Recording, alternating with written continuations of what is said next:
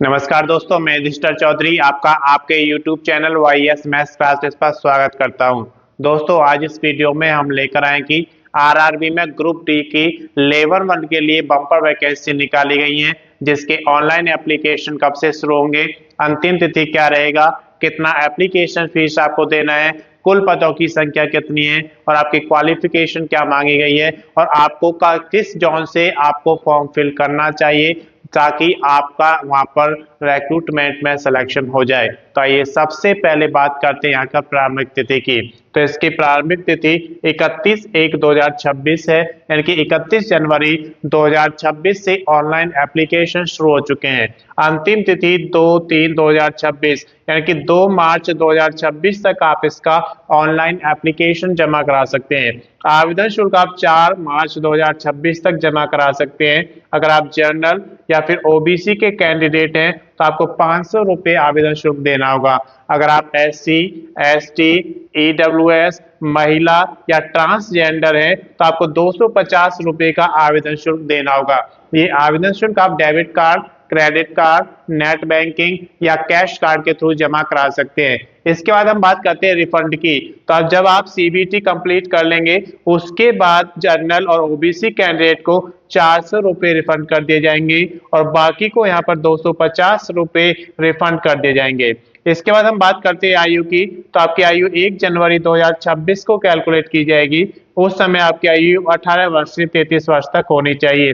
कम से कम 18 वर्ष और ज्यादा से ज्यादा 33 वर्ष। अगर आप रिजर्व कैटेगरी में आते हैं तो आपको आयु में छूट दी जाएगी आरआरबी ग्रुप डी रिक्रूटमेंट 2026 नियम के अनुसार। उसके बाद हम बात करते हैं कुल पदों की संख्या की। तो 22,195 पदों की संख्या दी गई है, जिसमें से पॉइंट्समैन के लिए बी कैटेगरी में 5,053 वैकेंसी यहाँ पे दी गई हैं।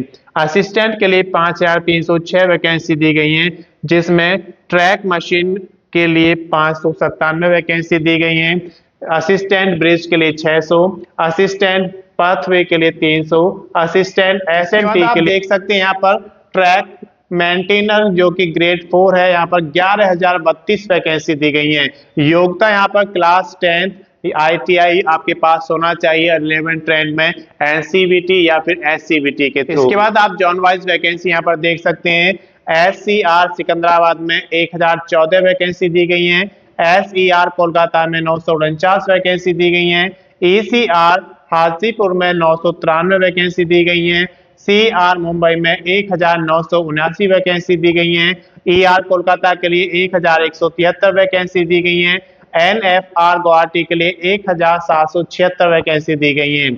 NER गोरखपुर के लिए 1196, SR चेन्नई के लिए 1036, NR न्यू दिल्ली के लिए 3537 और यहाँ पर SECR बिलासपुर में 1201 वैकेंसी दी गई है। ईस्ट कोस्ट रेलवे भुवनेश्वर के लिए 803 वैकेंसी दी गई है। WCR जबलपुर के लिए 1143, SWR हुबली के लिए 90 पद दिए गए हैं।